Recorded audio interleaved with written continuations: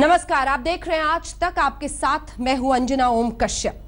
पाकिस्तान की सेना ने आज भी उस फैसले पर कायम होने की बात की है जिसमें वो भारतीय नौसेना के पूर्व अधिकारी कुलभूषण जाधव को फांसी की सजा दे चुके हैं। उस फांसी पर वो कायम है। तो दूसरी तरफ हिंदुस्तान ने साफ कर दिया है कि दोनों देशों के रिश्तों पर इसका बहुत बुरा असर पड़ेगा और हम हर हाल में कुलभूषण जाधव को वापस हिंदुस्तान लाएंगे। इसी मुद्दे पर बात करने के लिए हमारे साथ पाकिस्तान के पूर्व राष्ट्रपति और पूर्व सेना चीफ जनरल परवेज मुशर्रफ इस वक्त मौजूद हैं। जनरल परवेज मुशर्रफ, बहुत बहुत शुक्रिया आपका आज तक पर आने के लिए। मेरा पहला सवाल सर आपसे यही, भारतीय गृह मंत्री और विदेश सचिव दोनों ने यह साफ साफ कहा है कि कुलभूषण जाधव को फांसी देने की सजा का फैसला हम प्री मेडिटेटेड मर्डर यानी सोची समझी हत्या मानते हैं। इसे हत्या ना कहे तो क्या कहें जनरल मुशर्रफ?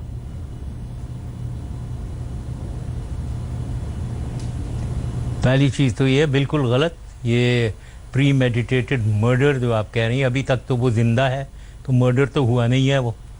दूसरी चीज़ ये, और उसके पास अपील की मौके हैं, अपील फ्रॉम मिलिट्री के अपीलेट बेंच और सुप्रीम कोर्ट में जाए और फिर मर्सी पिटिशन, तो ये देखते हैं। और मर्डर का सवाल ये नहीं है, मर्डर तो ये होता है ना कि जो बेगुनाह आदमी हो, इसने तो सैबोटाज और एस्पियोनाज कर रहा है ये पाकिस्तान में, तो ये तो बेगुनाह नहीं है, तो इसको सज़ा मिली है, एक प्रोसेस ऑफ लॉ को फॉलो किया गया है। तो इसलिए ये कोई, बिल्कुल मैं डिसएग्री करता हूँ कि ये एक प्री मेडिटेटेड मर्डर जो आप कह रही हैं ये गलत है। मेरा सवाल यही था कि इसे प्री मेडिटेटेड मर्डर माना जाएगा। और उसी में जोड़ते हुए फील्ड जनरल कोर्ट मार्शल, आपने एक सिविलियन को वहां पर सुनवाई का मौका नहीं दिया, कोई सबूत नहीं। 5 सबूत आपके सामने रखती हूं परवेज मुशर्रफ साहब, क्योंकि एक तरफ तो कोई भी सबूत जाधव के खिलाफ नहीं है, लेकिन आपके ही सरताज अजीज साहब जो कि सलाहकार हैं आपकी सरकार में, उन्होंने दिसंबर में 2016 में सेनेट के सामने कहा था कि डॉसियर में कोई सबूत नहीं है मीडिया रिपोर्ट्स के अलावा। सबूत नंबर 1। सबूत नंबर 2 जो मैं आपके सामने रखना चाहती हूं सर, वो ये है कि जो कन्फेशनल वीडियो यानी स्वीकारते हुए अपने गुनाह को वीडियो सामने रखा जा रहा है, वो वीडियो की ऑथेंटिसिटी चेक ही नहीं हो सकती कि वो सच है या गलत है, किसी पर भी दबाव में। और ऐसे बात को कभी भी अंतिम सबूत, कम से कम फांसी की सजा के पहले नहीं माना जा सकता है, आप समझते होंगे। तीसरी बात, कोई भी स्पाई, सर आपका तो इतना लंबा अनुभव आर्मी में और राष्ट्रपति के रूप में रहा है, कोई भी स्पाई क्या पासपोर्ट लेकर घूमेगा? इतना मूर्ख वो नहीं हो सकता है, साफ साफ इशारा करती है। दूसरी तरफ जो जर्मन एम्बेसडर है पाकिस्तान के लिए, गुंटर मुलाक साहब, उन्होंने कहा है, डॉन अखबार ने भी छापा है, आर्टिकल मेरे हाथ में है, साफ कहते हैं कि इनको ईरान से अबडक्ट यानी इनको अगवा किया गया था तालिबान द्वारा और फिर पाकिस्तान को बेचा गया। अगला सबूत, काउंसलर एक्सेस नहीं दे रही है आपकी सरकार, इसे हम गैर इरादतन हत्या ना माने तो क्या, इरादतन हत्या ना माने तो क्या माने? काउंसलर एक्सेस देने से क्यों भाग रही है आपकी सरकार? क्यों छिप छिप के ये पूरा ट्रायल किया गया सेना की तरफ से?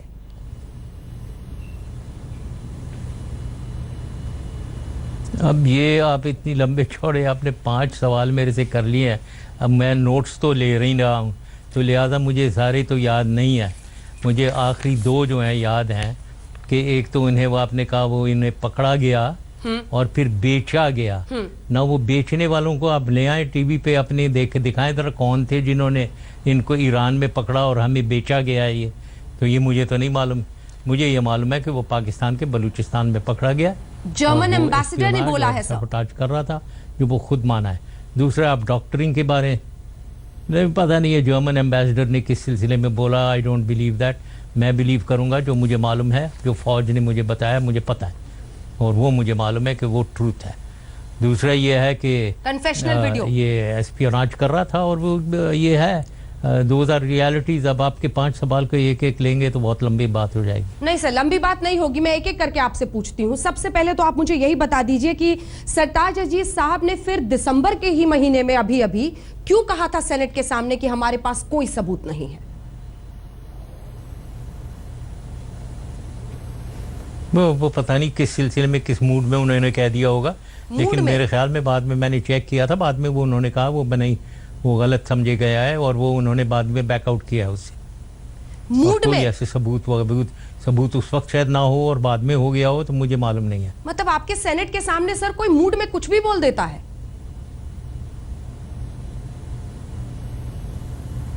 नहीं है, वो आपके भी लोग बहुत ऐसी बातें कर देते हैं, कोई ऐसी चीज़ नहीं है। वो उस वक्त शायद सबूत ना हो, I am not too sure, और वो उनको शायद सबूत का उनको पता ना हो और उन्होंने ये स्टेटमेंट दे दी बाद में, लेकिन सबूत पूरा है।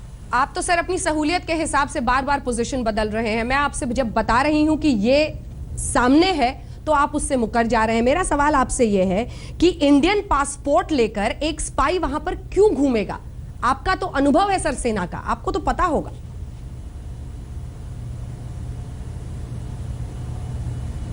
देखिए, ये माइनर डिटेल्स जो आप मेरे से पूछ रहे हैं ना, एट माय लेवल, ये इन माइन्यूट डिटेल्स जो हैं ये वो कर रहे हैं जो इन्वेस्टिगेट कर रहे हैं, जिन्होंने माइक्रो लेवल पे वो इन्वेस्टिगेशन करके ट्रायल कर रहे हैं।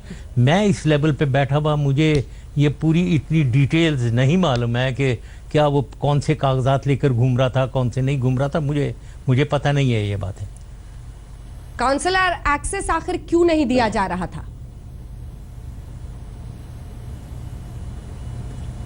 इसकी भी वजह मुझे नहीं पता है। काउंसलर एक्सेस कोई वजह होगी जिसपे उन्होंने नहीं दिया होगा, अब उसका भी मुझे मालूम नहीं है। इसका लीगल आंसर इसका क्या है और लीगल सिचुएशन क्या है। सर मैं आपको बताती हूँ, उन्होंने कोई वजह ही होगी कि उन्होंने काउंसलर एक्सेस उसे आपको खुद आज ये ऑड लग रहा है और इसीलिए आप इसका जवाब नहीं दे रहे हैं। 13 रिक्वेस्ट भेजी गई थी काउंसलर एक्सेस के लिए। वियना कन्वेंशन के आर्टिकल 36 का सीधे सीधे उल्लंघन करते हुए पाकिस्तान ने हर बार इनकार कर दिया। आप तो आर्मी में रह चुके हैं, आपको नहीं लगता है न जाने कितने लोगों की लिस्ट है तिहाड़ से लेकर तमाम जेलों में हिंदुस्तान में जो एस्पियोनाज के केस में पाकिस्तान में ट्रायल फेस कर रहे हैं, लेकिन हम उन्हें कोर्ट देते हैं और उसी के साथ सुनवाई देते हैं। हम कैंगरू कोर्ट में पाकिस्तान के आर्मी की तरफ से ऐसा कोई फैसला नहीं सुना देते हैं। और इसीलिए मेरा सवाल आपसे फिर है कि अगर नियत में खोट नहीं थी, बैड इंटेंशन नहीं था, तो काउंसलर एक्सेस क्यों नहीं दिया गया वियना कन्वेंशन के आर्टिकल 36 के अंडर?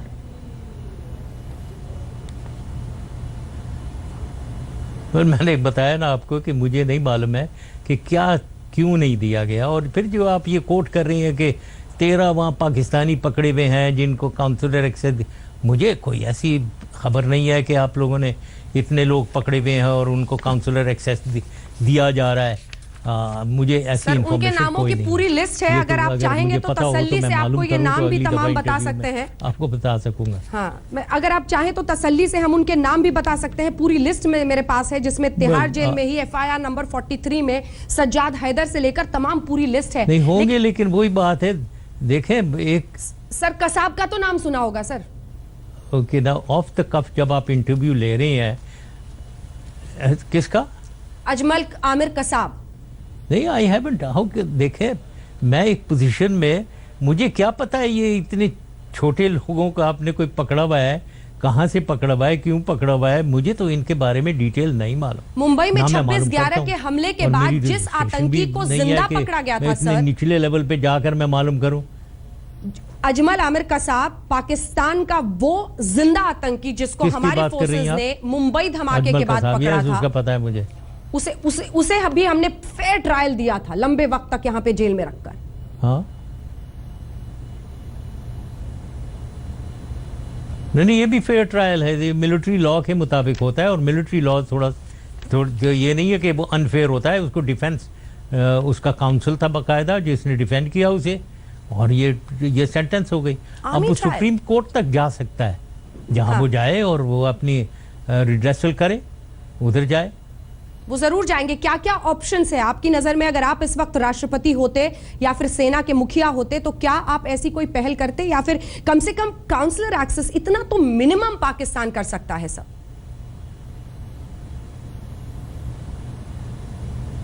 पता नहीं मुझे, मैं इस पे कमेंट नहीं, क्योंकि मैं हुकूमत में नहीं हूँ, ना मैं हुकूमत चला रहा हूँ, तो मैं कमेंट नहीं कर सकता। और मैं कोई ऐसी बात नहीं करना चाहता हूँ जिसने हुकूमत ने एक फैसला किया है, उसकी कोई वजह होगी ना, मुझे वो वजह नहीं मालूम है, तो मैं कमेंट नहीं कर सकता हूँ इसके ऊपर क्यों काउंसलर एक्सेस नहीं दी गई है। लेकिन क्या आपको ऑड नहीं लग रहा, ये आपको अजीब नहीं लग रहा कि पाकिस्तान ने ऐसा किया है एक पूर्व अधिकारी के साथ? नहीं, अजीब क्यों लग रहा है? अजीब नहीं लग रहा है, मुझे मालूम नहीं है, तो अजीब क्यों लग रहा है? मुझे नहीं पता है। तो कोई अजीब नहीं लग रहा है, ऐसी बात नहीं है।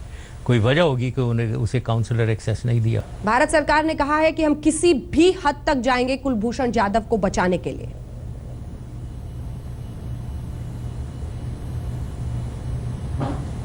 अब ये एक धमकी है, इसको धमकी कहते हैं, जो बिल्कुल एक अगर बाइज्जत कौम है, बाइज्जत फौज है, वो इसको एक्सेप्ट नहीं करेगी, इस किस्म की धमकियाँ।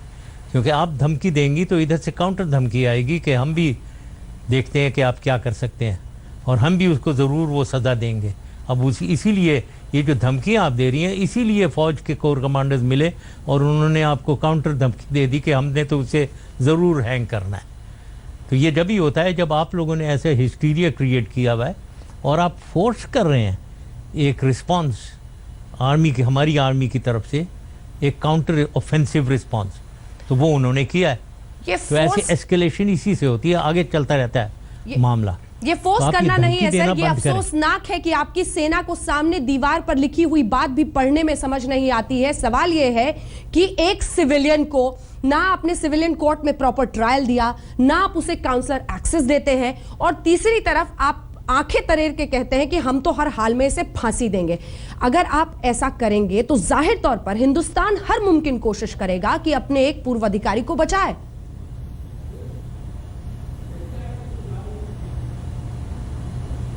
मैं हर मुमकिन कोशिश जो वो करेगा, अगर कोई पाकिस्तान के खिलाफ कुछ करता है तो हम उसको काउंटर करेंगे, हम उसका जवाब देंगे।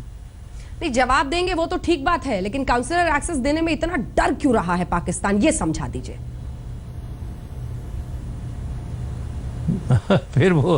फिर वापस आ गई है काउंसलर एक्सप्रेस पे, मुझे नहीं मालूम है, आई डोंट नो।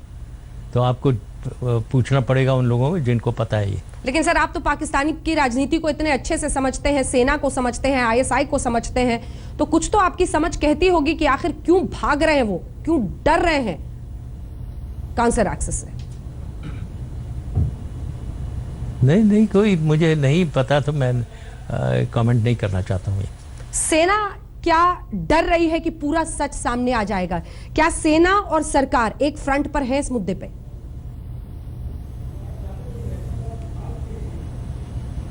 हाँ, जरूर होंगी, एब्सोल्युटली, क्यों नहीं होंगी।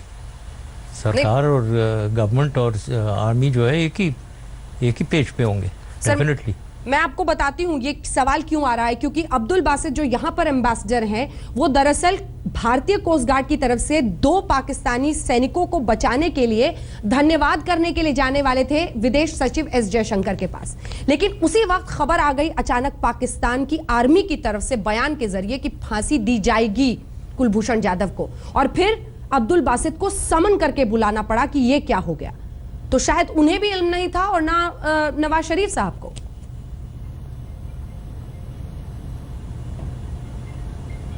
नहीं हो, क्या मतलब, वो एम्बेसडर को शायद इल्म ना हो, तो लेकिन ये तो कोर कमांडर कॉन्फ्रेंस में अगर उन्होंने फैसला किया है, और वो आर्मी चीफ ने पहले ही फैसला ले लिया है कि यस, उसको एक सेंटेंस जो मिलेगा उसको उन्होंने कंफर्म किया है, तो आर्मी के कोर कमांडर्स और क्या कहेंगे? वो यही कहेंगे ना कि उसको हैंग किया जाएगा। वो जजमेंट है और आर्मी चीफ की जजमेंट है।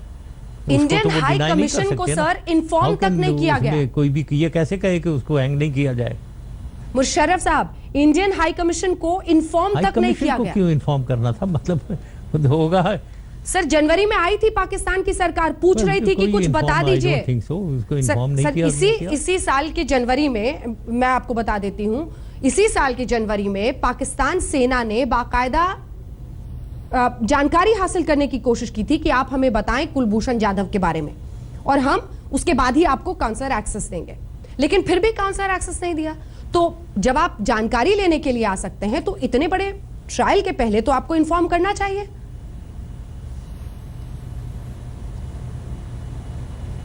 पता नहीं क्या जानकारी के लिए आए, आई मीन आपके पास आए, आपके एम्बेसडर के पास गए, किधर गए, कहाँ वो गए कुछ मालूम करने के लिए? आपसे मालूम करना था उन्होंने। ये उन्होंने खुद ही जनवरी के महीने में तो आपको आपसे क्या मालूम करना है?